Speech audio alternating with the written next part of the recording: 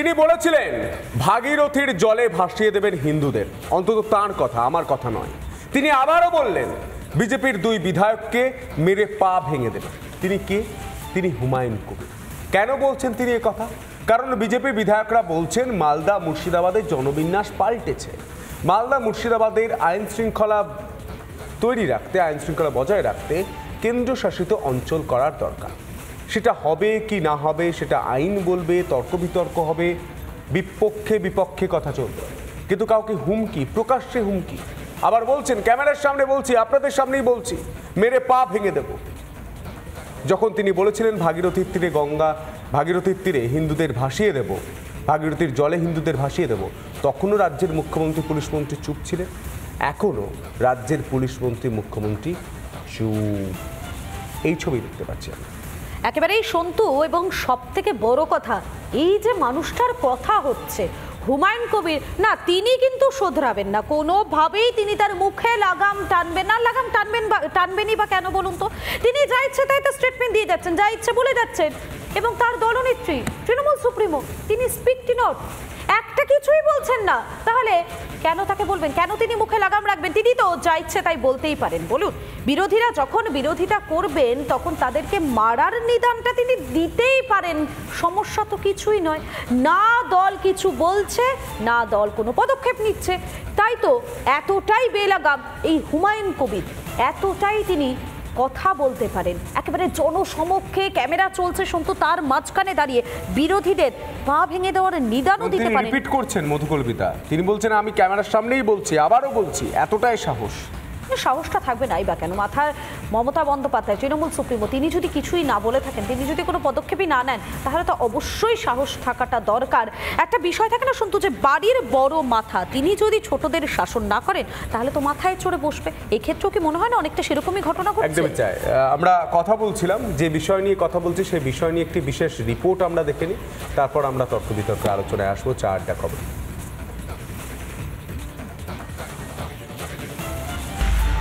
কত ধানে কত চাল হয়, 2 ঘন্টার মধ্যে তোমাদেরকে যদি ভাগীরথীর গঙ্গায় না ফেলতে পারি, রাজনীতি থেকে সরে যাব। লজ্জা জিনিসটাই বোধহয় নেই হুমায়ুন কবিরের, তাই তো এত বিতর্ক। সমালোচনার পরও নিরুত্তাপ ভরতপুরের তৃণমূল বিধায়ক। এবার তার নিশানায় মুর্শিদাবাদ ও বহরমপুরের বিজেপি বিধায়ক। কেন্দ্রশাসিত অঞ্চল হিসাবে আমাদের এই 5টা জেলাকে করুক। আমাদের কেন্দ্রশাসিত অঞ্চল করা যায়, তাহলে দেশের নিরাপত্তা সুরক্ষিত থাকবে। গৌরীশঙ্কর ঘোষ ও সুব্রত মৈত্র মুর্শিদাবাদ জেলাকে কেন্দ্রশাসিত অঞ্চলের আওতায় আনার পক্ষে সওয়াল করেছিলেন। তাদের দাবি যৌক্তিক না অযৌক্তিক তা তর্ক সাপেক্ষ। কিন্তু ভরতপুরের তৃণমূল বিধায়ক আরও এক কাঠি উপরে, 2 বিজেপি বিধায়ককে রীতিমতো হুমকি দিয়ে বসলেন হুমায়ুন। তারা যদি 20% ভোট ব্যাংক নিয়ে আমাদের হুমকি দেয়, আমি বলছি তো হুমকি দেবো, মেরে ঠ্যাং ভেঙে দেবো। আমি কালকেও বলেছি, আবার বলছি, কিছু করার থাকলে করুক। হুমায়ুন কবিরকে জবাব দিতে সময় নেননি মুর্শিদাবাদের বিধায়ক গৌরীশঙ্কর ঘোষ। কেন মুর্শিদাবাদকে কেন্দ্রশাসিত অঞ্চল করার প্রয়োজন সেই ব্যাখ্যাও দিলেন তিনি।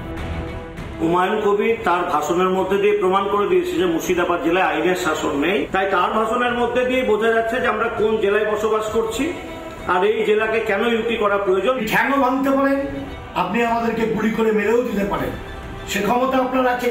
আমরা জেনেই বলছি, আমরা বিচলিত নই। অনুপ্রবেশ ঘটছে, জনবিন্যাস ঘটছে, আগামী দিন কি হতে চলেছে তার পর্যালোচনা করেই আমরা বলেছি কেন্দ্রীয় শাসন ব্যবস্থা। হুমায়ুন কবিরের ভাগীরথীর জলে ভাসিয়ে দেওয়ার মন্তব্যের তীব্র সমালোচনা করেছেন খোদ প্রধানমন্ত্রী। কিন্তু সরকার বা তার দলের কোনো হেলদোল নেই। ব্যবস্থা নেওয়া তো দূরস্থ, সামান্য সতর্কও করা হয়নি দলের পক্ষ থেকে। তাহলে কি হুমায়ুনের এই ধরনের মন্তব্যকে পরোক্ষ সমর্থন করে তৃণমূল কংগ্রেস? রিপাবলিক বাংলা। হুমায়ুন কবির বলছেন তোমরা 20% ভোট নিয়ে যদি বাড়াবাড়ি করো তোমাদের মেরে ঠ্যাং ভেঙে দেবো। তোমরা 20% ভোট নিয়ে মানে? তিনি যেমনটা বলেছিলেন আমরা 70%, ওরা 30%, ওই 30%কে ভাগীরথীর জলে ভাসিয়ে দেব হিন্দুদের, তিনি সেভাবেই মাপকাঠি করছেন। তার বক্তব্যেই তো ছত্রছত্রে উল্লেখ হচ্ছে, তার বক্তব্যেই ছত্রছত্রে বোঝা যাচ্ছে যে মালদা মুর্শিদাবাদের আইনের শাসন রয়েছে না শাসকের আইন রয়েছে। একেবারেই, এবং সব থেকে বড় যে বিষয়টা যে শাসক দলের একজন হয়ে এভাবে যদি প্রকাশ্যে তিনি হুমকি দেন, এভাবে যদি বারবার প্রকাশ্যে তিনি বেলাগাম কথা বলে যান, তাহলে রাজ্যের পরিস্থিতিটা ঠিক কোন জায়গায়? সাধারণ মানুষের সেবা করাটাই তো তাদের মুখ্য প্রধান কাজ হওয়া উচিত ছিল। সেই কাজের দিকে মন না নিয়ে কিভাবে বিরোধীদের কণ্ঠ রোধ করা যায়, কিভাবে বিরোধীদের হুমকি দেওয়া যায়, কিভাবে বিরোধীরা কোনো দাবি তুললে তাকে শাসানো যায়, সেদিকেই যদি মন দেন তাহলে রাজ্যের শাসনটা কে করবে? রাজ্যটা চালাবে কি করে? সাধারণ মানুষের পাশে দাঁড়াবেন কি করে? এই প্রশ্নগুলো কি আদৌ ঘুরপাক খায় আপনাদের মাথায়? আর এই কথা বলার পরেও পুলিশ কোনো ব্যবস্থা নেয় না, সুমোটো কোনো কেস হয় না, সুমোটোভাবে তাকে গ্রেপ্তারও করা হয় না, ডাকাও হয় না, আলোচনাও করা হয় না, এমনকি তাকে প্রশ্নও করা হয় না। যারা রয়েছেন তা আমরা পরিচয় করে দিই, কিন্তু রিপাবলিক বাংলা মানুষের হয়ে প্রশ্নটা করবে বুক চিতিয়ে চোখের চোখ রেখে। আমার সঙ্গে ইতিমধ্যে স্টুডিওতে রয়েছেন বিজেপির বহুমাত্র ডক্টর শতরূপা, এবং শাসক দলের পক্ষে কথা বলবেন রাজুদা রয়েছেন, রাজু ঘোষ, এবং আমাদের সঙ্গে স্টুডিওর বাইরে থেকে রয়েছেন দেবাশিস ঘোষ। আপনাকেও রিপাবলিক বাংলায় স্বাগত দেবাশিস দা। আমি আলোচনায় আসবো, আমি প্রথমেই রাজুদাকে দিয়ে শুরু করি। রাজুদা, একটা প্রশ্নের উত্তর দিন। আমরা 70%, ওরা 30%, ওরা 20%, এই শতাংশের বিচার যদি এখন থেকে হয়, এবং আমাদের স্ট্রিং অপারেশনে বেঙ্গালুরুতে দেখা গিয়েছে বাংলা থেকে কিভাবে বাংলাদেশিরা বা রোহিঙ্গারা ঢুকছেন 6,000, 3,000, 4,000 টাকার বিনিময়ে, এবং তারা গোটা দেশে ছড়িয়ে পড়ছেন। 70টি জায়গায় কাঁটাতার দেওয়ার জন্য জমি দেওয়া হয়নি রাজ্যের তরফ থেকে। ভরতপুরের বিধায়ক এই কথা বলার পর মুখ্যমন্ত্রী একটা কোনো বক্তব্য রাখছেন না, পুলিশ মন্ত্রী একটা কোনো বক্তব্য রাখছেন না, পুলিশ কোনো সুমোটো কেসও করছে না। দেখুন, হুমকি দিয়েছে, এটা প্রথম বলি যে আমাদের হুমায়ুন কবির হুমকি দিয়েছেন বলছেন, এই হুমকি দেওয়ার প্রথাটা চালু করেছে বিজেপি। দিলীপ ঘোষকে বলতে শোনা গেছে ট্রেনে জিপ ছিঁড়ে ফেলে দেবো পুলিশের, আর কটা দিন আমরা জিতছি, আমি জিতছি, ক্ষমতায় আসছি। না, সায়ন্তন বসু কি বলেছে সেটা বলি। সায়ন্তন বসু, লকেট চ্যাটার্জি, রাজু বিস্তা, একদার থেকে কত নাম বলবো? ওদের দিদি 6টা নাম বলি তো আমাদের একটা নাম বেরোবে। আচ্ছা রাজুবাবু, আপনাকে একটু থামাতে আমি বাধ্য হলাম। হুমকির রাজনীতিটা আপনারা শিখে নিচ্ছেন। আপনারা তো যখনই কোনো কিছু ঘটনা ঘটে থাকে তখন তো বারবার করে বিরোধীদের দিকে আঙুলটা তোলেন, এবারে হুমকির দিকেও আপনারা বিরোধীদের দিকে আঙুল তুলছেন। খুব ভালো কথা, মেনে নিলাম, তো বিরোধীরা যেটা করবে সেটা আপনারা কেন করবেন? আপনারা মানুষের পাশে দাঁড়ান না, হুমকি না দিয়ে মানুষের পাশে দাঁড়ান। ওরা যা ইচ্ছে করুক, যা ইচ্ছে করুক, আপনারা মানুষের পাশে দাঁড়ান। মানুষের পাশে আমরা আছি বলে আমাদেরকে মানুষ আমাদের প্রতি আশীর্বাদ রেখেছে। মানুষের পাশে যারা নেই তাদের প্রতি আশীর্বাদ নেই। এখন হচ্ছে যে আপনারা বলছেন অনুপ্রবেশ, এই অনুপ্রবেশটা সম্পূর্ণ যে দায়ভার নিতে হবে কেন্দ্র সরকারকে, অমিত শাহ দপ্তরকে। কারণ যে বিএসএফ যে বর্ডারটা সিকিউরিটি দেয়, বর্ডার সিকিউরিটি থাকে, সেখানকার বিএসএফ থাকে, বিএসএফ হলো কেন্দ্র সরকারের অধীনে, অমিত শাহর অধীনে। তাহলে যদি বাংলাদেশ থেকে বা রোহিঙ্গারা যদি ঢোকে, তার সম্পূর্ণ দায় এবং সম্পূর্ণভাবে তাকে দায় স্বীকার করতে হবে বিএসএফকে এবং অমিত শাহ দপ্তরকে। সেখানে রাজ্যে যদি ঢুকে পড়ে, ঢোকাচ্ছে কারা? আলোচনাটা নয়, আজকে আলোচনাটা অবশ্যই হুমায়ুন কবিরকে নিয়ে, এবং হুমায়ুন কবির এভাবে যখন হুমকি দিচ্ছেন আপনাদের দল কি ব্যবস্থা নিচ্ছে বলুন। কেন? কারণ হচ্ছে কেউ বলছে কাঁথিটাকে আলাদা রাজ্য করতে হবে, কেউ বলছে দার্জিলিংকে আলাদা রাজ্য করতে হবে, কেউ বলছে বহরমপুরকে, কেউ বলছে মালদাকে, কেউ বলছে কুচবিহারকে, কতগুলো রাজ্য করবে?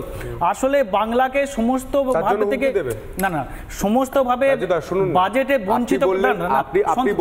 আপনি বললেন শুনুন না, আপনি বললেন যে অনুপ্রবেশটা পুরোটা স্বরাষ্ট্র মন্ত্রকের। রাজুদা, আপনি আমার স্টুডিওতে এসেছেন, আমি যদি আপনাকে চেয়ারটা না দিয়ে বলি আপনি বসুন, বসার দায়িত্বটা আপনার, তাহলে কি আপনি বসতে পারবেন?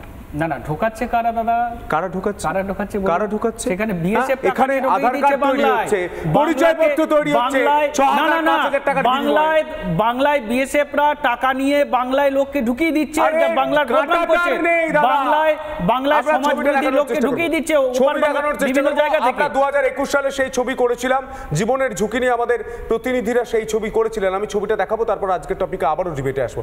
ছবিটা দেখুন, কাঁটা তার নেই, আরামসে একটি বাঁশ দিয়ে টুকটুক টুকটুক করে চলে যাচ্ছেন, জমি দিয়ে টুকটুক টুকটুক টুক। দেখুন দেখুন দেখুন এই ছবিগুলো দেখুন, 2021 সালের ছবি দেখুন, ঠিক এভাবে পেরিয়ে যাচ্ছে, জামা পরিবর্তন করছে, পেরিয়ে যাচ্ছে। দেখুন এই ছবিগুলো দেখুন, কাঁটা তার নেই, বিএসএফ কি করবে? দেখুন এই ছবিগুলো দেখুন, মধুকল্পিতা এই ছবি দেখে পরিষ্কার, দেখুন যেখানে কাঁটা তার রয়েছে সেখান দিয়ে প্রবেশ করছে না।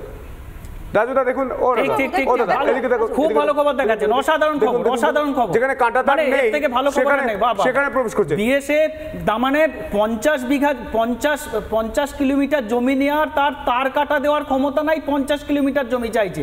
অর্থাৎ আরে আপনারা জায়গাটা মিথ্যাচার কেন করছেন? আরে কে ওখানে তার কাটা? আপনি মিথ্যাচার করছেন। তার কাটা কি রাজ্য সরকার দেবে?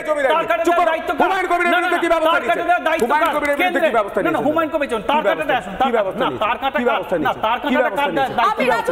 তার কাটা কে দেবে? তার মানে কেন্দ্রীয় সরকার তার কাটা দিতে পারছে না, বিএসএফ বর্ডার খুলে রাখছে। আপনি সকালবেলা আপনি আমাকে শুধু একটা প্রশ্নের উত্তর দিন। ম্যাডাম তার কাটা দিয়ে যে খুলে রেখেছে, এই দেখুন আমার একটাই প্রশ্নের উত্তর চাই। এই প্রশ্ন, ওই দেখুন তার কাটা খোলা, বিএসএফ ঢুকিয়ে দিচ্ছে বাংলায়। দেখুন দেখুন কোথাও তার কাটা নেই। ব্যবস্থা নেবেন, উত্তরটা দিন। না, দিলীপ ঘোষের এগেইনস্টে লকেটের, আপনারা কবে ব্যবস্থা নেবেন? দিলীপ ঘোষের এগেইনস্টে, লকেটের এগেইনস্টে, সায়ন্তন বসুর এগেইনস্টে, এদের এগেইনস্টে, শুভেন্দুর এগেইনস্টে ব্যবস্থা নিয়ে শুভেন্দু মানে বিরোধীরা যে পথে যাবেন আপনারাও সেই পথে আমরা কেন যাব? আমরা মানুষের সেবা করছি, মানুষের পাশে থাকছি। সে বলছে বহরমপুরটাকে আলাদা রাজ্য করব, মুর্শিদাবাদকে আলাদা রাজ্য করব, মালদাকে আলাদা রাজ্য করব, মানুষ ছেড়ে দেবে, মানুষের রাত খুব হবে। সেখান থেকে দলের তৃণমূল শত্রুপতি। না, আমি এতক্ষণ ধরে চুপ করেছিলাম, এই ননসেন্স কথাবার্তা শুনেছি। আমার সময় যেন কথা না বলে, আর যদি বলে নয় মাইকটা বন্ধ করে দেন, তো আমি উঠে মুখ বন্ধ করে দেবেন বলে দিচ্ছি। হুমায়ুন কবির থেকে শিখছি আর কি। হুমায়ুন কবির আজকে প্রথম নয়, থেকেই উনি ভীষণ আবেগে কথা বলে ফেলেন, মাঝে মাঝে পার্টিরও বিরোধিতা করেন, যে জন্যই বোধহয় পার্টি ভয় পায়। এক সময় বললেন যে 30%কে উনি ভাগীরথীর জলে ভাসিয়ে দেবেন, এখন বলছেন ঠ্যাং ভেঙে দেবেন, গায়ে হাত দিয়ে দেখাক, তারপরে বাকি কথা হবে। বাকি রইল রাজু অফকোর্স সকাল থেকে শুরু করে দিল চেঁচামেচি, এবং দিলীপ দা সায়ন্তন লকেটকে টেনে আনলো। অবভিয়াসলি রাজু হাফ ইনফরমেশন নিয়ে আসে, বাকিটা পড়ে আসে না। All three of this people প্রথমে পার্টি বকুনি দিয়েছিল, পার্টি শায়েস্তা করেছিল, পার্টি ওয়ার্নিং দিয়েছিল। তারপরে যখন ইলেকশনের মধ্যে কথা বলেছিল, ইলেকশন কমিশন ওদের বসিয়ে দিয়েছিল, ক্যাম্পেইন করতে পারেনি। আমি অস্বীকার করছি না, হ্যাঁ এরা বলেছিল, কিন্তু তাদের শায়েস্তা করা হয়েছিল, তাদের ব্যবস্থা নেওয়া হয়েছিল। কিন্তু এখন যে আরও সিরিয়াস সিচুয়েশনটা হয়ে আসছে এখানে, হুমায়ুন কবির যে কথাটা বলেছে, that itself is ample proof যে ওখানে কি ঘটনা ঘটছে।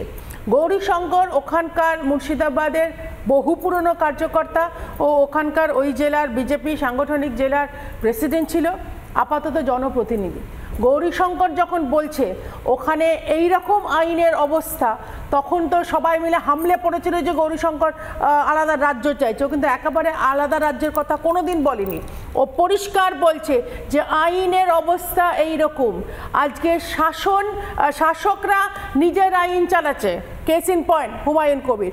ও বারবার গৌরীশঙ্কর বলছে যে কেন্দ্রীয় শাসিত আইন দরকার, মানে ডাইরেক্ট কেন্দ্রর আরেকটু বেশি অ্যাটেনশন চাইছে ওখানে। কেউ বলেনি যে আলাদা রাজ্য করে নিয়ে চলে যায়, সেটা হ্যাঁ অন্য লোক বলেছে, কিন্তু আমাদের স্ট্যান্ড পয়েন্ট আমরা ভেরি ক্লিয়ার। পশ্চিমবঙ্গের মধ্যে অসংখ্য এরকম পকেটস আছে যেখান থেকে বর্ডার ক্রস করে চলে আসছে অনায়াসে। তোমরা একটা স্টোরি দেখাচ্ছে, বাকি দুটো স্টোরি আমি বলছি। অনায়াসে তারা চলে আসছে, এবং সেইটা নিয়ে পশ্চিমবঙ্গের সরকার আমি বলবো, কারণ মুখ্যমন্ত্রী সেদিন স্টেজে উঠে বলেছে যারা যারা খটখট করবে না ঠকঠক করবে, কারা দরজা নাড়বে, ওনার কড়া নাড়বে, উনি চলে আসছে বলবেন। এবং উনারই জনপ্রতিনিধিরা বলেছে স্টেজে উঠে দাঁড়িয়ে, এগুলো কেউ আমাদের কানে কানে বলে না, পরিষ্কার অন টেলিভিশন ওরা বলে যে এসো, তোমাদের আমরা ভোটার আইডি করে দেবো, তোমাদের আমরা আধার কার্ড করে দেবো, তোমরা এখানকার সিটিজেন হয়ে যাবে। অথচ যখন এখানে যারা যারা আশ্রিত হয়ে আসছে তাদের যখন আমরা সিটিজেনশিপ দেওয়ার চেষ্টা করছি, তখন তাদের আপত্তি। এইটাই প্রবলেম, এইটাই। আবার চুপ করে থাকো, একদম চুপ করে থাকো।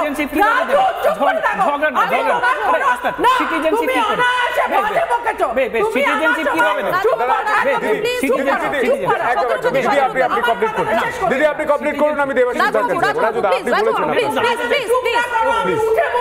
আপনি বলেছেন না, বলছি সিটিজেনশিপ কিভাবে দেবেন একটু বলুন। সিটিজেনশিপ আপনার সময় আপনি বলেছেন, ওনার সময় উনি বলুন, তারপর আমি দেবাশিসদার কাছে যাব। সময় অপচয় করবেন না, আপনি সময় অপচয় করবেন না প্লিজ, আমি অনুরোধ করছি। আপনি একটু থামুন। আমি আর অধুকল্পিত আরে রাজু বাবু আপনি থামুন। সকালবেলা এত মিথ্যা কথা অজমায় নাকি? বলছি সিটিজেনশিপ আপনি বলবেন আপনার সময়। দিদি চুপ করে। সকালে আমরা কোনো চিৎকার চাইছি না। আমি শতরূপাদি আপনি আপনার কথা কমপ্লিট, এক মিনিট প্লিজ শতরূপাদি আপনি আপনারটা কমপ্লিট করুন, আমি দেবাশিস তার কাছে আছে। তার কারণ মাননীয়ার অনুপ্রেরণায় এরা চলে। মাননীয়া যখন বলে একটা পুরো স্টেজে দাঁড়িয়ে সমস্ত মুসলমানরা যেন আমায় ভোট দেয়, পরক্ষণে বলে আহা ওরা তো দুধেল গরু, ওদের আমাদের লাঠি খেতেই হবে। মেয়র অফ কলকাতা উনি দাঁড়িয়ে বলছেন যে যারা যারা মুসলমান নয় তাদের তো জীবনটাই ব্যর্থ হয়ে চলে গেল। এই ধরনের সেন্টিমেন্টে আজকে হুমায়ুন কবিরের একেবারে শতরূপাদি আসবো আপনার কাছে। দেবাশিস বাবু রয়েছেন আমাদের সঙ্গে অনেকক্ষণ ধরে। দেবাশিস বাবু, একটা আলোচনা চলছে, অনেক তর্ক বিতর্ক হচ্ছে, কথার উপর কথা আসছে, কিন্তু আমার প্রশ্ন একটাই, এই যে হুমায়ুন কবির বেলাগাম স্টেটমেন্ট দিয়ে যাচ্ছেন, একের পর এক কথা বলে যাচ্ছেন, একের পর এক নিদান দিয়ে যাচ্ছেন, এই হুমায়ুন কবিরের বিরুদ্ধে আদৌ কি কোনোদিন ব্যবস্থা নেওয়া হবে, নাকি এরকম বেলাগাম স্টেটমেন্ট তিনি দিয়েই যাবেন? দেখুন, এটা আমরা যতই আলোচনা করি বিভিন্ন চা আড্ডাতে, মানে যার পারভারিশ যেরকম, মানে আমি আমার যে পরিবার থেকে আমার উত্থান, যে সমস্ত জায়গায় যে সমস্ত দলে আমাকে মানুষ করা হচ্ছে, সেই সমস্ত অনুপ্রেরণা নিয়ে আমি তো হ্যাঁ, তো মানে মানুষ মানে আমি বলছি যে আমাকে যেখানে লালন পালন করা হচ্ছে, তো সে যাই হোক, আমি বলতে চাইছি যে এই যে জিনিসগুলো নিয়ে আমরা যে আলোচনা করছি সন্তু, আমরা আলোচনাটা যদি মূলে ঢুকতে হয় তাহলে এটা দেখতে হবে, এই যে বারবার একটা কথা বলে আসি, বিভিন্ন জায়গায় বলি যে দুষ্কৃতীদের নিয়ে যে দলটা তৈরি হয়েছে, যে কীটপতঙ্গগুলো আজকে নেতা নেত্রী তৈরি হয়েছে, তাদের কাছ থেকে তো এইটাই এক্সপেকটেশন। অতএব কীটপতঙ্গকে তার সঠিক জায়গা বোঝাবার জন্য যেটা অত্যন্ত জরুরি সেটা হচ্ছে বিরোধীদেরকে এককাট্টা হওয়া। মানে আজকে আমরা এটা বুঝতে পারছি না কেন, আমি জানি না যে পশ্চিমবঙ্গকে মানে বিরোধীরা কেন বুঝতে পারছে না যে তাদের হয়তো অনেক রকমের বিভিন্ন মতভেদ থাকতে পারে, কিন্তু পশ্চিমবঙ্গের স্বার্থে তাদেরকে একটা জায়গায় আসতে হবে। কারণ এই ধরনের কীটপতঙ্গ বা তৃণমূলকে সরাতে গেলে বিরোধীদের এককাট্টা হওয়া খুব জরুরি। কারণ এটা তো আমরা রোজ বিভিন্ন রকম, আজকে হুমায়ুন কবির শুনবো, কালকে জেসিপি শুনবো, পরশুদিন শাহজাহান শুনবো, মানে এইটাই তো পশ্চিমবঙ্গ হয়ে গেছে। এই যে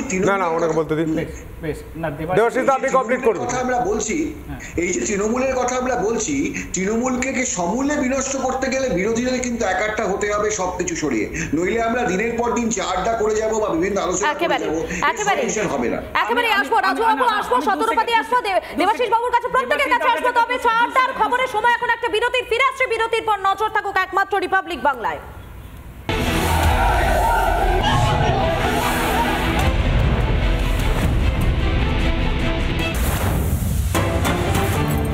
যে খবরে নজর রাখতে হচ্ছে, পুরো নিয়োগ দুর্নীতিতে সিবিআইয়ের হাতে আরো তথ্য। উত্তর 24 পরগনা ও নদিয়া পুরসভাগুলিতে বেআইনি নিয়োগের রমরমা। কি জন্য এই তথ্য উঠে আসছে, কি তথ্য উঠে আসছে আমি জানার চেষ্টা করবো। আমাদের সঙ্গে রয়েছেন আমাদের প্রতিনিধি সৈকত।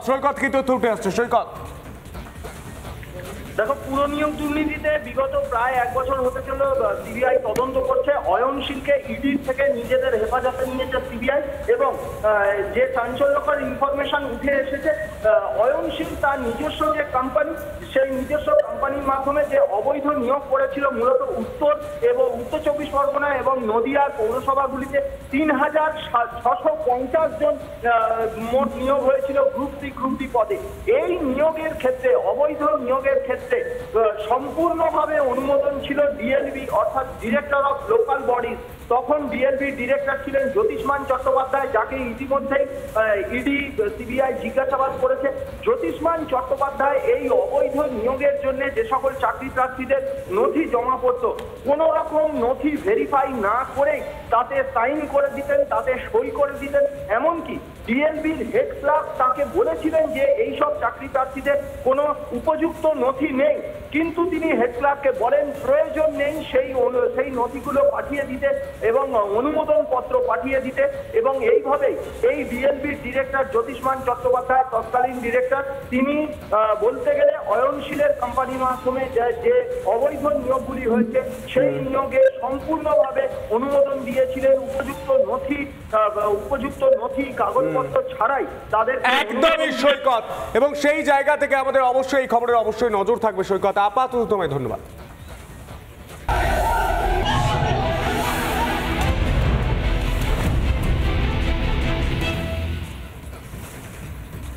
বিরতির পর আবারও ফিরে এলাম চারদার খবরে এবং বিরতিতে যাওয়ার আগে আমরা যখন দেবাশিস বাবুর সঙ্গে কথা বলছিলাম রাজুবাবু কিছু একটা হাত তুলে বলার চেষ্টা করছিলেন, বলুন প্লিজ।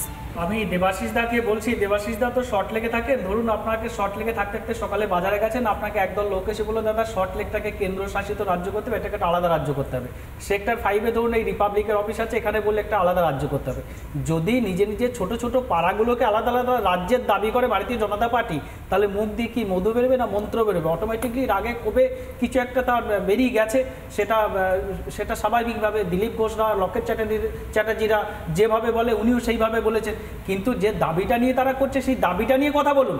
যে বাংলাকে টুকরো টুকরো করার ষড়যন্ত্র, আসলে এর পিছনে একটা কারণ আছে। বাংলাকে যখন এই বাজেট থেকে সম্পূর্ণভাবে বঞ্চিত করা হলো, যখন লক্ষ লক্ষ কোটি কোটি টাকা বাংলার বকেয়া টাকা দেওয়া হচ্ছে না, সেই দিক থেকে নজর ঘোরানোর জন্য, পাবলিকালি একটা ইস্যু তোলার জন্য, ইস্যু তৈরি করার জন্য এইভাবে বাংলা ভাগের একটা চক্রান্ত, এই চক্রান্তটাকে এরা ভারতীয় জনতা পার্টি নজর ঘোরানোর জন্য করছে।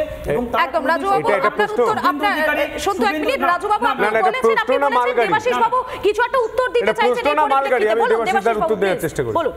হ্যাঁ, আমি শুধু রাজুবাবুকে একটা কথাই বলবো যে আমি বাজারে গেলে আমায় কি বলছে সেটা ইম্পর্টেন্ট নয়, কারণ আমি কোনো জনপ্রতিনিধি নই বা বড় নেতা নই। তো আজকে হুমায়ুন কবির বা যারা জনপ্রতিনিধি বা বড় নেতা, তাদের কিন্তু ব্যবহার বা কথাবার্তাটা এরকম হওয়ার কথা নয়, কারণ তাদের কথাবার্তা জনমানুষকে প্রভাবিত করে। এই ধরনের কথাবার্তা ভয়ের পরিবেশ তৈরি করে। যদি এটা তৃণমূলের যদি এটা প্ল্যান হয় যে আমি এটা ভয়ের পরিবেশ তৈরি করব এবং 2026-কে সামনে রেখে, তাহলে আমার কিছু বলার নেই। এই ধরনের কথাবার্তাগুলো শুধু হুমায়ুন কবির আজকে বলছেন তা নয়, এর আগে উনি বলেছেন, তার বিরুদ্ধে দল কোনো অ্যাকশন নেয়নি, অথচ আপনারা বলেন আপনারা জিরো টলারেন্সে বিশ্বাসী। একেবারে দেবাশিস বাবু এর আগে বলেছেন রাজ্যে 356 করব, এখন ছোট ছোট নেতারা বলছে পাড়ায় পাড়ায় 356 করব। এখানে হচ্ছে পার্থক্য। শুভেন্দু অধিকারী সারা রাজ্যে 356 করতে হচ্ছে। রাজুদা আপনি মিথ্যাচার করছেন, রাজুদা আপনি মিথ্যাচার করছেন, রাজুদা আপনি মিথ্যাচার করছেন, রাজুদা আপনি মিথ্যাচার করছেন। যে শুভেন্দু অধিকারী ইন্টারভিউ নিয়ে কথা বলছেন, সেই ইন্টারভিউটা আমি নিয়েছিলাম, আপনি মিথ্যাচার করছেন। আপনি চুপ করে যান। আমি বলছি গৌরী শঙ্কর থেকে শুরু করে, সুব্রত থেকে শুরু করে বিজেপির বিধায়করা এরকম কেন বলছেন, তার পেছনের কারণটা দেখতে হবে। কারণ মালদা মুর্শিদাবাদে যেভাবে অনুপ্রবেশ ঘটছে এবং আমাদের সামনে দুটো ভিডিও সামনে এসেছে, এই নিউ টাউনে একজন কাগজ করছে এবং এই ধরনের কাজ করছেন, তিনি 2 মাস আগে বাংলাদেশ থেকে এই রাজ্যে এসেছেন এবং এ রাজ্যেই কলকাতায় বসে তিনি তার ভোটার কার্ড বানিয়ে নিয়েছেন, আধার কার্ড বানিয়ে নিয়েছেন। এবং এই তৃণমূলের একজন নেত্রী তিনি প্রকাশ্য সভায় বলেছেন যে উনি ভালো বোঝেন, উনি আধার কার্ডটা তৈরি করতে পারবেন, আর যারা বাংলাদেশ থেকে এসেছেন যাদের ভোটার লিস্ট নাম ওঠেনি তাড়াতাড়ি ভোটার লিস্টে নাম তুলে দিন, আমাদের এই যে নেতা রয়েছেন উনি ভালোভাবে তুলে দেবেন। তৃতীয়ত আমরা বেঙ্গালুরুতে দেখেছি, এখান থেকে এই বাংলা হয়ে তারা তাদের পরিচয়পত্র বানিয়ে বেঙ্গালুরুতে কাজ করছেন। এই ছবিগুলো দেখার পর একজন সুস্থ মস্তিষ্কের মানুষ তিনি কি চাইবেন? তার দেশকে, তার রাজ্যকে, তার মাটিকে বাঁচাতে হবে। আর এই মাটি বেঁচে থাকলে, এই দেশ বেঁচে থাকলে তবেই তো রাজনীতি হবে। দেশের আগে কেউ নয়, nation first, no compromise. Bangladesh থেকে ঢোকাচ্ছে কারা? কারা ঢোকাচ্ছে? বিএসএফ ঢোকাচ্ছে। আমি শতরূপাদির কাছে আসবো, শতরূপাদি কিছু বলার চেষ্টা করছেন, বলুন। সন্তু, মধুকল্পিতা, এই যে কথাগুলো যে বারংবার উঠে আসছে না, একটা হুমায়ুন কবির বলেছে, কিছুদিন আগে সো কল ধর্মীয় সভা থেকে ববি হাকিম বলেছে, এটা একটা খুব ডিপ রুটেড কারণ আছে। খুব অনায়াসে রাজু মিথ্যে কথা বলে যাচ্ছে যে বিএসএফ নাকি টাকা নিয়ে ট্রাফিকিং, মানে এপার থেকে ওপার লোক অ্যালাউ করছে আসতে। এটার আমি একটু ফুটেজ দেখলে ভালো হতো, কারণ আমি অন্তত দেখিনি। টাকা না নিলে ভালোবেসে পাঠাবে। রাজু বাবু আমি এক সেকেন্ড মধুকল্পিতা, এক সেকেন্ড, তোমরা যত না এটা বলবে আমি তাহলে আর কোনো কথাই বলবো না। প্রত্যেকবার এটা বললে আপনাকে আবার সুযোগ দেওয়া হবে। শতরূপাদি আপনি বলুন, রাজু বাবু কিছু বলবেন না, বলুন আপনি। আমি একটা সিরিয়াস কথা বলছি, তার মধ্যে এই ফোরন কাটাগুলো বন্ধ করা আপনি প্লিজ বলুন, আপনি বলুন। This is a very serious issue, কারণ এই যে ইনফিলট্রেশনগুলো লাগাতার হয়ে যাচ্ছে না, একটা বর্ডার ক্রস করে আসছে, সেটার জন্য রাজনাথ সিং স্বয়ং বারবার বলেছেন যে ল্যান্ড দাও, আমরা ফেন্সিং করি। উনি দেবেন না ল্যান্ড, তার কারণ উনি চাইছেন। আমরা বিভিন্ন অন্য টপিকে, মানে রিলেটেড টপিকে বিজেপি থেকে আমরা বারবার বলি যে ছোটোবেলায় যে আমরা কথা শুনতাম, তাই তাই তাই মামার বাড়ি যাই, মামার বাড়ি ভারী মজা, কিলচর নয়। এখানে মামার বাড়ি, পিসির বাড়ি, সব রকম বাড়ি এখানে হয়ে গেছে এই ধরনের ইনফিলট্রেটারদের জন্য। এবং তারা অনায়াসে বিভিন্ন রকম অ্যারেঞ্জমেন্ট করে এখানে চলে আসে, চলে এসে শুধু যে পশ্চিমবঙ্গে থাকে তা নয়, ভায়া পশ্চিমবঙ্গ, মানে আমরা যখন ট্যুর করতে যাই না কোনো দেশে একটা জায়গা বেস করে যাই, তারপরে আমরা ট্যুর করে আসি, বিভিন্ন রকমভাবে পর্যটন করে বেড়াচ্ছে, ব্যাঙ্গালোর পর্যন্ত পৌঁছে গেছে। এইটা কিন্তু ভেরি অ্যালার্মিং যে আমাদের এতটা বোধহয় 7700 কিলোমিটার আমাদের ইন্টারন্যাশনাল বর্ডার আছে, সেখান থেকে অনায়াসে লোকজন আসছে। আমি জানি বিএসএফকে দোষ দেওয়া খুব সহজ, কারণ বিএসএফ ওখানে বর্ডারটা রক্ষা করার চেষ্টা করছে। বিএসএফকে গালাগালি দেওয়া হয়, বিএসএফকে মারধর করা হয়, বিএসএফকে গাছের দড়ি দিয়ে বেঁধে পেটানো হয় এবং সেটার ফুটেজ বিভিন্ন জায়গায় দেওয়া হয়। তার জন্য বিএসএফকে ইন ইউনিফর্মে সম্মান তো দেওয়াই হয় না। বিএসএফ যদি কাজ করে সেটার উপর এই ধরনের নোংরা মন্তব্য রাজুর এবং বিভিন্ন রকমের আমি দিদির কাছে একটা জোরাত করে একটা প্রশ্ন জানতে চাই। আমি একটাই তোকে আমি জোরাত করছি। সন্তু দা দেখো না, একটু কনসিডার করো। বিএসএফ টাকা নিয়ে অনুপ্রবেশ করে, প্লিজ যদি করিয়ে থাকে, রাজ্যের পুলিশ রয়েছে, রাজ্যের পুলিশের কাছে অ্যারেস্ট করার আইন রয়েছে। রাজ্যের পুলিশ কোন অনুপ্রবেশকারীকে গ্রেফতার করছে? আমার একটা প্রশ্ন, বেশ আমি উত্তর দিচ্ছি। আমার দিদির কাছে তো জোরহাত করে একটা প্রশ্নের উত্তর। এই যে অনুপ্রবেশ হয়েছে, দায় কার? দিদি একটু সত্যি কথা বলুন, এটা কি বিএসএফ এর দায় নয়? কেন্দ্র সরকারের স্বরাষ্ট্র মন্ত্রকের দায় নয়? অন্য কোনো রাজ্য দিয়ে 50 কিলোমিটার নিয়েছেন, আরে 15 কিলোমিটার সামলাতে পারবে না বিএসএফ? 50 কিলোমিটার নিয়েছে, 50 কিলোমিটার দেওয়া হয়েছে, সেখানে 15 কিলোমিটার সামলাতে পারছে না, 50 কিলোমিটার জায়গা নিয়েছে। What 50 kilometre? আমি তো পরিষ্কার কথা বললাম। কি পরিষ্কার? বিএসএফ বর্ডারের দায়িত্বে আছে, এটা পরিষ্কার জেনে নিন। সে পাহারা দিতে পারছে না, অক্ষম, তারা ঢোকাচ্ছে বাংলাদেশিদের।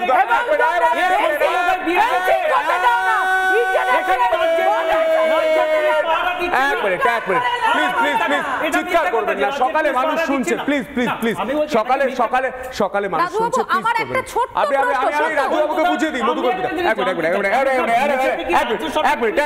আরে দাদা শুনুন না, আমি কমপ্লিট করি। এই হচ্ছে বাংলাদেশ। আমি যদি ক্যামেরাটা জুম করার ছবি দেখাই, এই হচ্ছে বাংলাদেশ, এই হচ্ছে ওয়েস্ট বেঙ্গল। অন্য কোনো রাজ্য দিয়ে কিন্তু অনুপ্রবেশ হচ্ছে না। এই হচ্ছে বর্ডার, এইটা বর্ডার, এখানে একটু বর্ডার দেওয়া আছে ফেন্সিং, এখানে বর্ডার দেওয়া আছে। 70 জায়গায় এরকম ভাবে ফাঁকা আছে, 70 জায়গায় এরকম ভাবে ফাঁকা আছে, সেই জায়গা দিয়ে মানুষ ঢুকে যাচ্ছে। সেই জায়গায় জমি দিতে বলা হচ্ছে রাজ্য সরকারকে বারবার। রাজ্য সরকার জমি দিচ্ছেও না। যদি আমি আপনার কথা অনুযায়ী ধরে নিই, এখানে বিএসএফ টাকা নিয়ে লোক ঢোকাচ্ছে, পুলিশ তো অ্যারেস্ট করতে পারে, পুলিশ কেন অ্যারেস্ট করছে না? হ্যাঁ বুঝুন, এইখান থেকে এই পর্যন্ত এই টোটালটা হচ্ছে বিএসএফ এর এতটা। হ্যাঁ বুঝতে পেরেছি, কিন্তু এখানে তো খালি, আরে ফেন্সিং দিতে হবে তো। ভরাট কে করবে? আপনাকে যদি আমি ফোন না দিয়ে বলি আপনি ফোন করুন, কি করে আপনি করতে পারেন? রাজ্য সরকারকে করতে হবে। কি করে করতে হবে? রাজ্য সরকার বর্ডার ঘেরাও কি করে করতে পারে? না রাজ্য সরকার ফোন না দিয়ে ফোন কি করে করা যায়? ফেন্সিং করে জমি দিচ্ছেন না,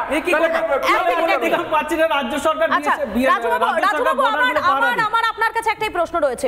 অনুপ্রবেশ নিয়ে অনেক কথা হচ্ছে, আপনি সব কিছুকে আমি দেখতে পাচ্ছি কেন্দ্রের ঘাড়ে দায়টা ঠেলছেন। খুব ভালো কথা, ঠেলতেই পারেন, সেটা আপনার ব্যক্তিগত বিষয়, আপনার দলের বিষয় হতে পারে, ফেলতে পারে। আচ্ছা আপনি একটা সত্যি কথা বলুন তো রাজুবাবু, আপনার এই যে একটা রাজ্য যেখানে আপনি ছোট থেকে বড় হলেন, যেখানে আপনি থাকলেন, সেখানে হঠাৎ করে একটা অনুপ্রবেশকারী চলে এলো, হঠাৎ করে সেখানে থাকতে শুরু করলো, সুযোগ সুবিধাগুলো নিতে শুরু করছে। আপনাদের কথায় আপনাদের সরকারেরই দেওয়া সুযোগ সুবিধা তারা পেয়ে যাচ্ছে, ভোটার কার্ড, আধার কার্ড, সব হঠাৎ করে সবকিছু হয়ে যাচ্ছে। আপনাদের খারাপ লাগে না একটু? না, এখানে তো কোনো ভোটার কার্ড, আধার কার্ড নতুন করে কাউকে দেয়া হয়নি। এই কথাটা বলবেন না প্লিজ রাজুবাবু, প্লিজ বলবেন না, প্লিজ বলবেন না এই কথাটা, এই কথাটা বলবেন না। আপনাদের নেত্রী বলেছেন, আপনাদের নেত্রী বলেছেন।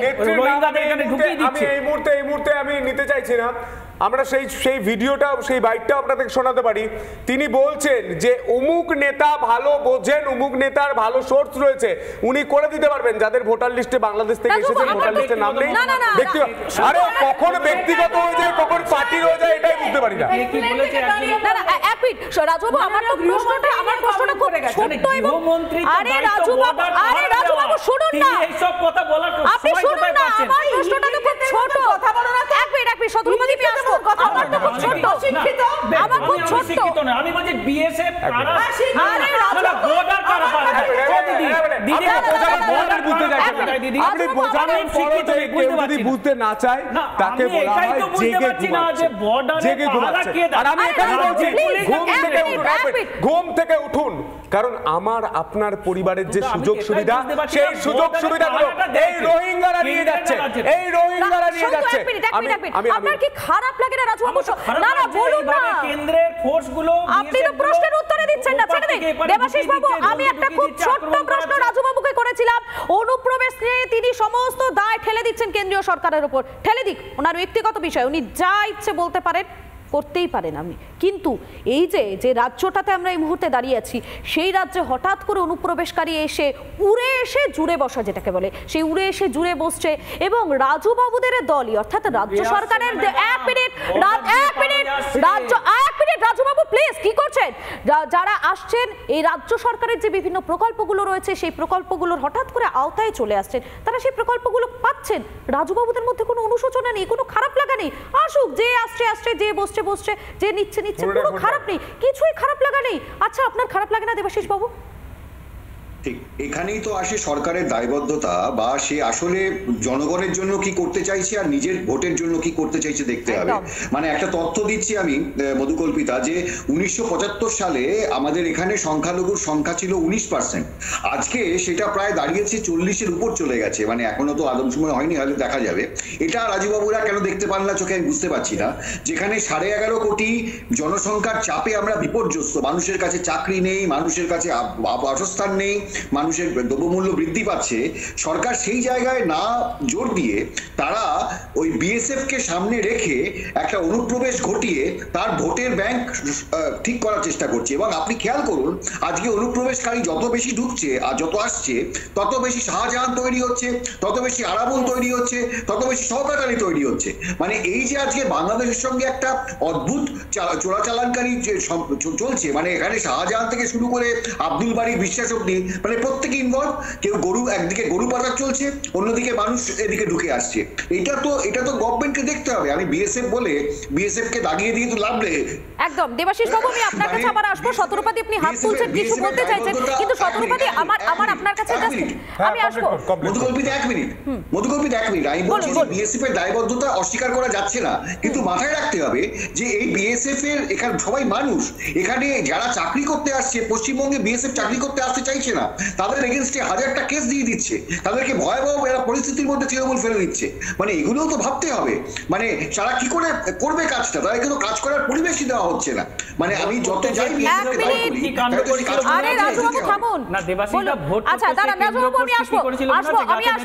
রাজুবাবু আপনাকে সময় দেওয়া হবে। শতরূপাদি কিছু বলার চেষ্টা করছেন, শতরূপাদি আপনাকে বলার সময় দেবে। শুধু একটা জিনিস বলে দিই, রাজুবাবুরা এই যে অনেকক্ষণ ধরে অনুপ্রবেশ নিয়ে কেন্দ্রের ঘাড়ে দায়টা ঠেলছেন, খুব ভালো কথা, ফেলতেই পারেন, আবারও রিপিট করছি, দায় ফেলতেই পারেন। আচ্ছা তোমার মনে থাকবে সন্তু, কুলতুলিতে সাদ্দাম বলে একটি ছেলের খোঁজ পাওয়া গেছে, তার বাড়ি থেকে একটা সুড়ঙ্গ, যে সুড়ঙ্গটা সোজা গিয়ে খালে মিশছে, খালটা নাকি সোজা গিয়ে বাংলাদেশের কোনো একটা নদীতে মিশে যায়, মানে খুব সহজে পালিয়ে যেতে পারে। আচ্ছা এই সুড়ঙ্গটা দেখার দায়িত্বটা কার ছিল? মানে বাড়িতে এত বড় একটা সুড়ঙ্গ তৈরি হয়ে গেল, পুলিশ কিছুই জানতে পারলো না? বড় বড় ড্রিল মেশিন নিশ্চয়ই এসেছিল, যেভাবে সুড়ঙ্গের ভেতর দাঁড়িয়ে আমাদের প্রতিনিধিরা লাগাতার রিপোর্টিং করে গিয়েছে, সেই সুড়ঙ্গ একা তৈরি করা সম্ভব নয়, পুলিশ তো কিছুই জানতো না। নাকি দিয়ে করেছিল, বাড়ির খুন্তি দিয়ে করেছিল, পুলিশ জানতে পারেনি, পুলিশ জানতে পারে, তাই এই দায়টা পুলিশের নয়, তাই তো? এটাও বিএসএফ এসে দেখে যেতে হবে। সন্তু যে কথাটা এক্ষুনি বলে গেল, যে যারা জেগে ঘুমোচ্ছে তাদের নিয়ে সত্যি মুশকিল। নয় তুমি ঘুমোও স্বপ্ন দেখো, আর নয় তুমি জেগে থেকে কিছু একটা করো। এটা আনফর্চুনেটলি রাজুর মতন অসংখ্য প্রবক্তা কি বক্তা কি পন্থী যাই হোক, এবং তৃণমূলের শীর্ষ নেতৃত্ব থেকে ওরা শুধু জেগে ঘুমোচ্ছে না, ওরা এই জিনিসই করতে চাইছে। আনফর্চুনেটলি আমি অন রেকর্ড আজকে তোমাদের সকালের শোতে বলে গেলাম যে পশ্চিমবঙ্গ সরকার তথা তৃণমূল পার্টি চাইছে পশ্চিমবঙ্গ ইসলামিক হয়ে যাক, যার জন্য ওরা একেবারে সিস্টেম্যাটিক্যালি, খুব সহজ কেন্দ্রীয় সরকারকে দোষ দেওয়া, কিন্তু সিস্টেম্যাটিক্যালি বিএসএফকে হেনস্থা করছে। আমি 3টে কথা বলে গেলাম যে বিএসএফকে ওরা হেনস্থা করে, বিএসএফকে থ্রেটেন করে, বিএসএফকে দড়ি বেঁধে পেটায়, এবং সেই ভিডিও ওরা সমস্ত জায়গায় প্রচার করে, যাতে কি বিএসএফ ইন ইউনিফর্ম ওদের মানে সাধারণ লোক ওদের ভয় পর্যন্ত পায় না। কোথায় কে টাকা নিয়েছে আমি জানি না, এটার আমি ফুটেজ দেখতে চাই, তারপর আমি এটার উত্তর দেবো আদৌ যদি এটা হয়ে থাকে। কিন্তু এই যে সিস্টেম্যাটিক্যালি পশ্চিমবঙ্গকে ইসলামাইজেশন করার যে চেষ্টা চলছে, একেবারে অর্গানাইজড ক্রাইম চলছে এইটার জন্য যতক্ষণ না পশ্চিমবঙ্গের মানুষ জেগে উঠছে যে একমাত্র পার্টি যেটা পশ্চিমবঙ্গকে বাঁচাতে পারে, সেই পার্টিকে যতক্ষণ না ভোট দিয়ে সরকারে আনছে, খুব দুর্ভোগ আছে পশ্চিমবঙ্গের কপালে, আমি এটা বলে রাখছি। রাজুদা উত্তর। দেখুন, প্রথম কথা হচ্ছে যে পশ্চিমবঙ্গ আর উত্তরপ্রদেশের মধ্যে পার্থক্য রয়েছে। এনাদের সেই প্রবক্তাদের, দিল্লির প্রবক্তাদের কথা শুনেছেন, এরা এখানেও বাংলাদেশে একই বুলি আওড়ায়, যার ফলে এনাদের সাজাটা ইলেকশনে পায়। এখানে কোনো রকম ভাবে এখানে কাউকে ইসলামিক করা হচ্ছে না, কিছু না। এটা এখানকার মানুষ কোনো জাতি ধর্ম বিশ্বাস করে না, সকলে সমান ভাবে। কেউ হিন্দু মুসলমান নিজেকে ভাবে না, সবাইকে ভাই ভাই ভাবে। এখানে একটা শান্তির পরিবেশ আছে, শান্তিভাবে মানুষ বসবাস করে, সব ধরনের মানুষ বসবাস করে। আর তৃণমূল কংগ্রেসের ফুল প্রমোট টেম্পল, এম ফর মসজিদ আর সি ফর চার্চ, সমস্ত ধর্ম নিয়ে হলো তৃণমূল কংগ্রেস। পার্টিকুলারলি হিন্দু মুসলমানকে আলাদা করে না। যারা আলাদা করে তারা তাদের সাজা প্রত্যেকটা ইলেকশনে পায়, আগামী দিনেও পাবে। তারা গিয়েছিল 77, কোথায় এসছে, এরপরে 3টে এগিয়ে থাকবে, তারপরে শূন্যর দিকে মহাশূন্যর দিকে যাবে। আসলে এদের কোনো কাজকর্ম নেই মানুষের নজর দৃষ্টিভঙ্গি ঘোরানোর জন্য। এরা হিন্দুদের ঠিকাদার হিসেবে নিজেদেরকে একটা দেখানোর চেষ্টা করছে, এছাড়া কিছু নয়। আর অনুপ্রবেশের দায় যদি কোথাও থেকে এসে থাকে, তার সম্পূর্ণভাবে কেন্দ্র সরকার, কারণ বর্ডারের দায়িত্ব। এবং বিএসএফ সিআইএসএফ যারা ভোট কর্মী যারা এসেছিল, ভোট করতে যারা এসেছিল, তারাও বাংলার মা বোনদের যেভাবে অত্যাচার করছে, শারীরিক মানসিকভাবে নির্যাতন করেছে, নানানভাবে অত্যাচার করেছে, গ্রামের মানুষ তাদেরকে নাকি শেখ শাহজাহানের মধ্যে বেঁধে রেখেছে। এই হচ্ছে কেন্দ্র ফোর্সদেরকে কাজ করতে দেওয়া হয় না, তাদেরকে শুধু ভোট করানো। হুমায়ুন কবির যখন বললেন যে হিন্দুদের কেটে ভাগীরথীর জলে ভাসিয়ে দেব, তখন রাজ্যের পুলিশ মন্ত্রী তার বিরুদ্ধে বা দলনেত্রী মমতা বন্দ্যোপাধ্যায় কি ব্যবস্থা নিয়েছে বলে দিন, লিখে দিন খাতা পেন। না বলছি আমি বড় করে জুম করে, কি ব্যবস্থা নিয়েছে, কি ব্যবস্থা নিয়েছে, এই দেখুন বলছি। আমাদের হচ্ছে ক্যামেরা দেখা হয়, আমাদের হচ্ছে যে ওই কি বলে 100 দিনের কাজ। আমি জানতাম উত্তরটা তিনি লিখতে পারবেন না, আমি জানতাম শতরূপাদি উত্তরটা লিখতে পারবেন না। এই দেখুন 100 দিনের কাজে টাকা না, আমি বললাম হুমায়ুন কবিরের বিরুদ্ধে কি ব্যবস্থা নিয়েছে। আপনি বাংলা বুঝেন না, বাংলাটাই তো বলছি, আমি বাংলার মানুষের কথা বলছি। আমি বাংলার গরিব মানুষ, আমার মাননীয় দর্শক যারা দেখছেন তারা দেখুন যে একজন তৃণমূলের বিধায়ক, একজন তৃণমূলের বিধায়ক তিনি প্রকাশ্য মঞ্চ থেকে বলছেন যে গলাবাজি করবেন না, সন্তুপানকে গলাবাজি দিতে পারবেন না, চুপ করে যান। আমি বলছি তৃণমূলের বিধায়ক প্রকাশ্য সভা থেকে বলছেন হিন্দুদের কেটে ভাগীরথীর জলে ভাসিয়ে দেব। তারপর পুলিশ মন্ত্রী, মুখ্যমন্ত্রী, দলনেত্রী মমতা বন্দ্যোপাধ্যায় কি ব্যবস্থা নিয়েছে? রাজু ঘোষের কাছে উত্তর আছে, 30 সেকেন্ড। না আমি বলছি যে যখন শুভেন্দু অধিকারী 356 করতে যায়, তার বিরুদ্ধে কোনো ব্যবস্থা হয় না, উত্তর দিচ্ছি। তার বিরুদ্ধে দল এবং সরকার কোনো ব্যবস্থা নেয় না। যখন দিলীপ ঘোষ বলে পুলিশের জিপ টেনে ছিঁড়ে ফেলে দেবো, তখন কোনো দল ব্যবস্থা নেয় না। যখন লকেট চট্টোপাধ্যায় বলে যে গাছে বেঁধে রেখে পুলিশকে পেটাবো, কোনো ব্যবস্থা নেয় না। যখন সায়ন্তন বসু বলে যে ওদেরকে সিআইএসএফকে বলে দেবো বুকে গুলি করতে, তখন কোনো ব্যবস্থা নেয় না। তাদের যদি 6টা লোক বলে থাকে, আমাদের একটা লোক সেই পাড়াটাকে যদি বলে রাজ্য বানাবে, রাগে ক্ষোভে তার মুখ দিয়ে যদি বেরিয়ে থাকে, দেবাশিস বাবু আপনি তো শুনলেন, উদাহরণগুলো শুনলেন রাজু বাবু, কি বলবেন? বিরোধীরা যেটা করছে সেই দিকেই উনি যেতে চাইছেন, অর্থাৎ বিরোধীরা যদি খারাপ কথা বলেন তিনি সেখানে যাবেন, আর বিরোধীরা যখন উন্নয়ন চাইবেন তখন তিনি সেদিকে তাকাবেন না। তারা সেদিকে তাকানো একদম নিষেধ। একটা জিনিস বুঝতে হবে মধুকল্পিতা, যে এখানে মমতা ব্যানার্জি কিছু বলতে পারবেন না, কারণ বীরভূমে যখন দাঁড়িয়ে অনুব্রত মণ্ডল বলেছিলেন পুলিশকে বোম মারো, মমতা ব্যানার্জি কিছু বলতে পারেননি, কারণ অনুব্রতর কাছে ক্ষমতা অনেক বেশি ছিল। মমতা ব্যানার্জি সংগঠন বাঁচাতে অনুব্রতকেই সাপোর্ট করেছিলেন। ঠিক একইভাবে আপনি খেয়াল করবেন এই কিছুদিন আগে লোকসভা ইলেকশন হয়েছে, সেখানে কিন্তু হুমায়ুন কবিরের একটা বিক্ষুব্ধ ব্যাপার স্যাপার ছিল। অতএব হুমায়ুন কবিরকে তুষ্ট মমতা ব্যানার্জিকে রাখতেই হবে। সেই জন্য হুমায়ুন কবির যাই বলুক না কেন, মমতা ব্যানার্জির ক্ষমতা নেই হুমায়ুন কবিরের বিরুদ্ধে কোনো স্টেপ নেবার, তাহলে তৃণমূল ওখানে সমস্যায় পড়ে যাবে। অতএব তৃণমূলের দলটাকে বাঁচাতে মমতা ব্যানার্জিকে এগুলো প্রশ্রয় দিতে হবে। দেবাশিস বাবু, সময় আমাদের হাতে একদম কম, খুব ছোট্ট করে, একদম সময় কম, কিছু বলতে চাইছিলেন আপনি শতরূপাদি, একদম ছোট্ট করে 30 সেকেন্ড। আমার আবারও পরিষ্কার বার্তা, আমরা হিন্দুদের ঠিকাদার নয়, আমরা দেশের সেবা করি এবং আমরা সত্যি সত্যি হিন্দুদের কথা বলি, হিন্দুদের ঠিকাদার নয়। কিন্তু হিন্দুদের কথা বলতে হয় আমাদের, তার কারণ হিন্দুদের কথা আর কেউ বলে না। এবং আমি আবারও বলছি, যদি পশ্চিমবঙ্গ জেগে না ওঠে, যদি পরের দিন সকালবেলা দেখতে চায় যে শাঁখ বন্ধ হয়ে যাচ্ছে, পুজো করার অধিকার নেই, তার কারণ ববি হাকিমের মতো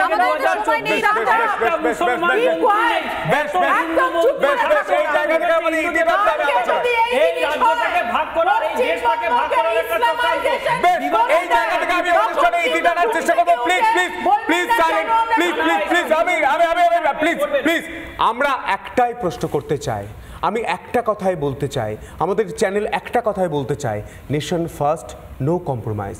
দেশ আগে। এই দেশ যদি না থাকে, রাজনীতি তো হতে থাকবে, রাজনীতি তো আসবে যাবে, রাজনৈতিক দল আসবে যাবে, কিন্তু এ দেশ থাকা জরুরি, এ দেশ থাকতে হবে। সেই কথা অটল বিহারী বাজপেয়ী বলেছিলেন, আজকে তাঁর কথাই ধার করে বলছি, দেশ থাকুক, আমরা সবাই থাকবো। একেবারেই। আজকের মতো 4টার খবর এখানেই শেষ করছি। বিস্তারিত খবরের জন্য অবশ্যই নজর রাখুন একমাত্র রিপাবলিক বাংলায়।